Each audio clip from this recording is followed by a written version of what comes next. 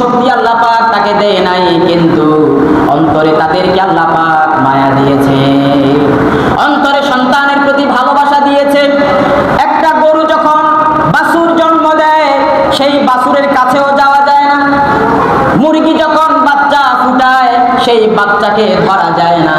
হাঁসে যখন বাচ্চা ফুটায়, সেই বাচ্চাকেও ধরা যায় না।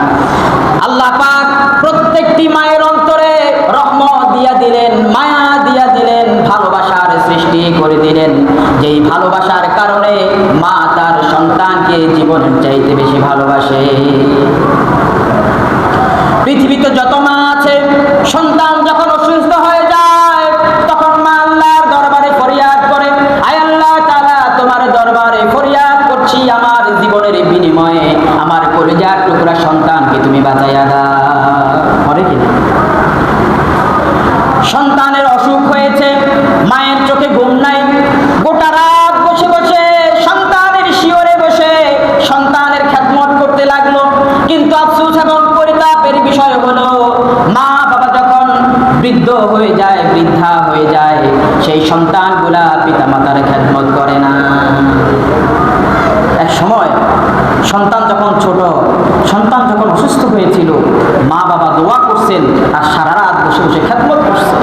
অথচ সেই সন্তান বড় হওয়ার পরে মা যখন বৃদ্ধা হয়ে গেল, বাবা যখন বৃদ্ধ হয়ে গেল, সেই সন্তানগুলা মায়ের দিকে বাবার দিকে ফিরেও তাকায় না। আহা, এরকম কুসন্তান আমাদের সমাজে আছে না নাই? আছে তো। পিতামাতা হলেন এমন একজন মানুষ, নবীদের পরে সবচাইতে শ্রেষ্ঠ মর্যাদা সম্পূর্ণ, শ্রেষ্ঠ কোন মর্যাদার সম্পূর্ণ কোন ব্যক্তি যদি থাকে, তারা হলেন পিতামাতা। আল্লাহ পাকের নবী মুহাম্মদ সাল্লাল্লাহু আলাইহি ওয়াসাল্লাম বলেন, হুমা জান্নাতুকা ওয়া নারুকা, পিতামাতা তোমার জান্নাত, পিতামাতা তোমার জাহান্নাম। পিতামাতাকে সন্তুষ্টি করে, তাদের দোয়া অর্জন করে তুমি জান্নাতেও যেতে পারো, তাদের সাথে বেয়াদবি করে তুমি তোমার জাহান্নামটাকে কামাই করতে পারো। তাদের পদতলে তোমার জান্নাত। এই জন্য যাদের ঘরে পিতা আছে, মাতা আছে, প্রাণ ভরে তাদের খেদমত করে যাও। কিসমত খুলে দিবেন কে? দুনিয়ারও বাদশা হয়ে যাবেন, আখিরাতেও মুক্তির ফয়সালা হয়ে যাবে। জীবন চলে যাবে, তারপরেও পিতা মাতার অবাধ্য হওয়া যাবে না, তাদের সাথে বেয়াদবি করা যাবে না।